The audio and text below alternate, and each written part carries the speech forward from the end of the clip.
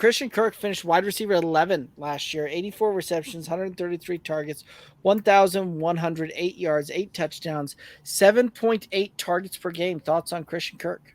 I'm not going to say this was a sneaky wide receiver 11, but it was a sneaky wide receiver 11, right? Like, I don't know that I would have been able to tell you that if you would have asked me that question without the graphics and say, hey, where do you think Christian Kirk finished last year? I think I would have told you 15, 16, 17. Like, I knew he had a productive season there. I knew he was highly involved in this offense. The wide receiver 11 just I feel like that's his absolute ceiling. We're still going to get into another reason that I think that with a new addition to the wide receiver room, but I think we're going to see some regression here for Christian Kirk. I think he's more or less going to finish.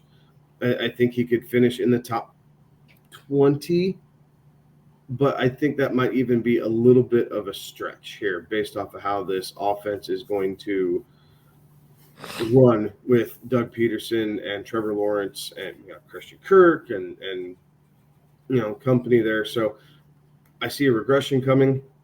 Therefore, I'm going to be very particular if I'm looking at Christian Kirk where I am drafting him. And realistically, there's a lot of chances I'm not, because I would like Kirk as my wide receiver 3. Potential flex play. Like, I think I would be comfortable with that there.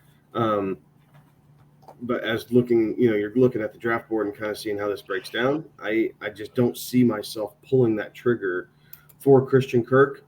That being said, he's going to play in the slot again a lot this year, which I think helps. Yeah, that wide receiver 11 feels a little deceiving, right? Because there were some weeks where he was fantastic. A couple weeks, I look at the game against Kansas City in the regular season. They lost, but he had nine catches on 12 targets for 105 yards and 2 touchdowns. But then there were other weeks where he a win over the Jets in December, 3 catches on 6 targets for 22 yards and no touchdowns.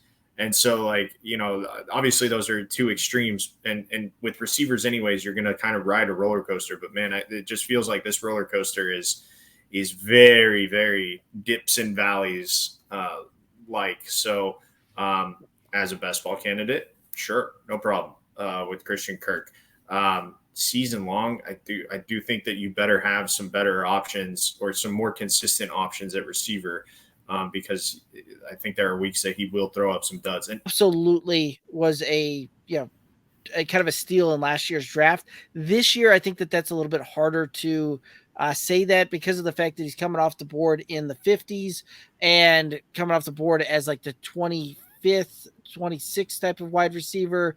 Like, I think that's probably closer to where we see him finish this year, is in that back end of wide receiver 2, top end of wide receiver 3. I think that's really the range we're looking at here.